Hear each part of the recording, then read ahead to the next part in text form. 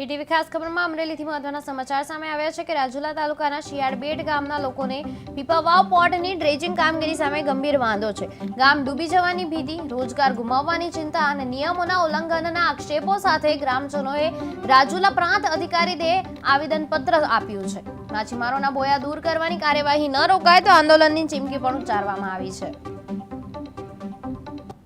મારું નામ જીવરાજ ગુજરિયા છે। આજે પ્રાંત સાહેબને આવેદનપત્ર દેવા માટે આવ્યા હતા।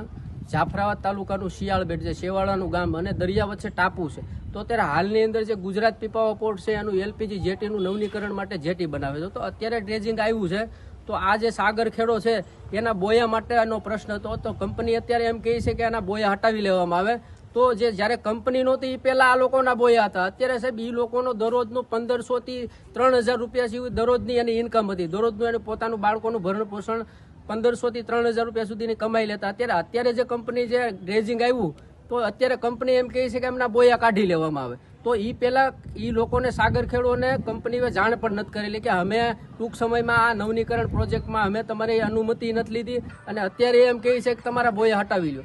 તો સાહેબને મેં રજૂઆત કરી છે, ગ્રામ પંચાયત દ્વારા પણ રજૂઆત કરેલી છે અને સાહેબ આ બધા અભણ માણસો સાહેબ એની આ રીતે જે સરકારને હું એક ચમકી ઉતારવા બેઠું છું કે આ લોકતંત્ર છે કે લુખાતંત્ર છે સાહેબ। આજે લોકતંત્ર હોય તો લોકોને જાગૃત કરીને ગમે એ કંપનીની પરમિશન અથવા ગમે એ અન્ય કામ જે કઈ સરકાર કરતી હોય સાહેબ લીગલ રીતે કરતી હોય તો આવા લોકોના બચારાનો ભોગ ન બને। અત્યારે ભૂખ્યા અને તૈરા છે એ લોકોએ છેલ્લા 4-5 દિવસથી અન્નનો દાણો પણ એનો ત્યાગ કર્યો છે કે અમારા બાળકોનું ભરણ પોષણ અટક્યું છે। આપનું આજે આવેદનપત્ર આપવા આવ્યો છો? મારું નામ બાળદિયા મંજુબેન છે। શિયાળબેટ ગામના સરપંચ તરીકેના ચાર્જ ઉપર હું છું। મારો એવો પ્રશ્ન છે કે અહીં પીપાવાવ પોર્ટમાં ડ્રેજિંગ કામ ચાલુ છે, તેના નુકસાનના કારણે શિયાળબેટ ગામ બહુ નુકસાનમાં, બહુ વધારે પડતું નુકસાનમાં છે। તો એના પ્રશ્નનું સોલ્યુશન થાય અને નિવારણ આવે તેવી આપશ્રીને મારી વિનંતી છે। શું મુશ્કેલી પડે છે? મુશ્કેલી તો એ પડે છે કારણ કે જે લોકોને નેટ બોયા છે એને તોડી નાખેલા છે, એનું નુકસાન થયું છે કે એને રોજીરોટી ભાંગે છે, પ્લસ પાણી ખારું ગામનું થઈ જાય છે અને શિયાળબેટને ફરતે દિવાલ જે કોઈ છે તેનું નુકસાન થાય છે કે પડી જાય છે। 2-3 વર્ષની અંદર ગામ પણ બે ભાગ થતા વાર નહીં લાગે। તોફાન આવશે, સુનામી આવશે તો ગામને બહુ મોટી નુકસાન થાય એવું પ્રોબ્લેમ અમારે। સાહેબ મારું નામ જીવરાજ ગુજરિયા છે। આજે અમે રાજુલા ખાતે પ્રાંત સાહેબને આવેદનપત્ર દેવા માટે આવ્યા હતા।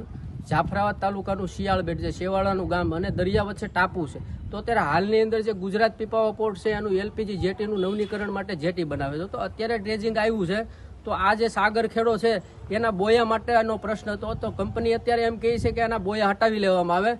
તો જે જ્યારે કંપની નહોતી એ પહેલા આ લોકોના બોયા હતા। અત્યારે સાહેબ એ લોકોનો દરરોજનું 1500 થી 3000 રૂપિયા સુધી દરરોજની એની ઇન્કમ હતી। દરરોજનું એને પોતાનું બાળકોનું ભરણ પોષણ 1500 થી 3000 રૂપિયા સુધીની કમાઈ લેતા। અત્યારે જે કંપની જે ડ્રેજિંગ આવ્યું તો અત્યારે કંપની એમ કહે છે કે એમના બોયા કાઢી લેવામાં આવે। તો એ પહેલા એ લોકોને સાગર ખેડોને કંપનીએ જાણ પણ નથી કરેલી કે અમે ટૂંક સમયમાં આ નવીનીકરણ પ્રોજેક્ટમાં અમે તમારી અનુમતિ નથી લીધી અને અત્યારે એમ કહે છે કે તમારા બોયા હટાવી લો।